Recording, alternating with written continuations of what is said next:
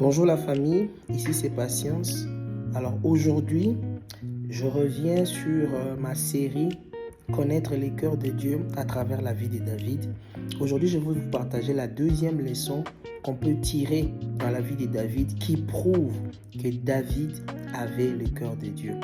Et cette deuxième leçon, c'est simplement que David avait un cœur capable d'honorer les pères, de se soumettre au Père, d'obéir au Père, même si le Père est méchant envers lui, même si le Père ou l'autorité ne se comporte pas de la bonne façon avec lui.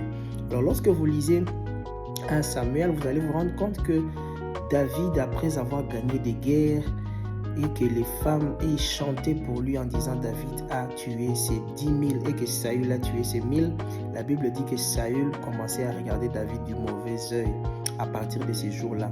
Et Saül a essayé de tuer David clairement, ouvertement et directement. Saül a lancé sa lance vers David en vue de le tuer parce que Saül avait développé maintenant de la jalousie, de la haine envers David. Mais bizarrement, David n'a jamais voulu tuer Saül.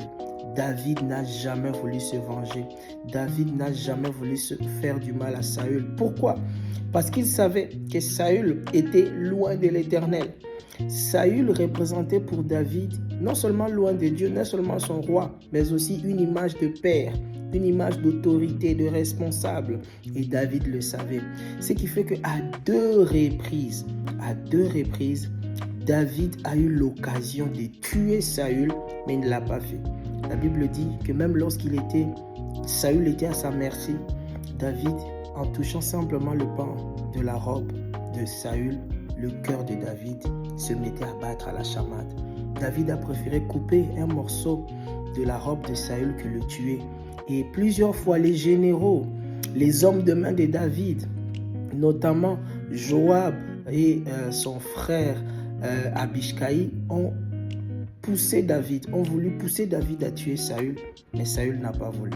C'est juste pour vous dire que lorsque vous avez le cœur de Dieu, le respect, la soumission, l'honneur dû aux autorités devient pour vous un principe.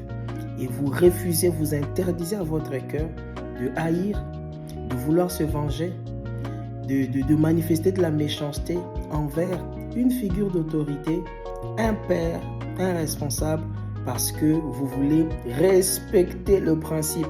Vous ne faites pas ça pour la personne, mais vous le faites d'abord par obéissance à Dieu. Parce que c'est Dieu qui dit d'honorer les pères, c'est Dieu qui dit de ne pas toucher à ses oins, et c'est Dieu qui dit d'honorer ceux qui sont élevés en autorité. Alors si tu veux avoir le cœur de Dieu, développe un cœur qui sait honorer les autorités indépendamment de leurs actions, indépendamment de leurs attitudes, indépendamment de ce qu'ils disent sur toi. Même s'ils te haïssent, même s'ils te détestent, même s'ils veulent ta mort, toi, garde ton cœur et réponds, surmonte le mal par le bien et ne te laisse pas gagner par le mal. Tu développeras ainsi le cœur de Dieu et c'est ce cœur de Dieu que tu gardes et que tu développes qui va être pour toi un tremplin qui va te qualifier pour que Dieu te donne plus. Que Dieu te bénisse et à la prochaine vidéo sur l'étude du cœur de Dieu à travers la vie de David, pour qui Dieu a dit, l'homme c'est l'homme en cœur. God bless you et à bientôt.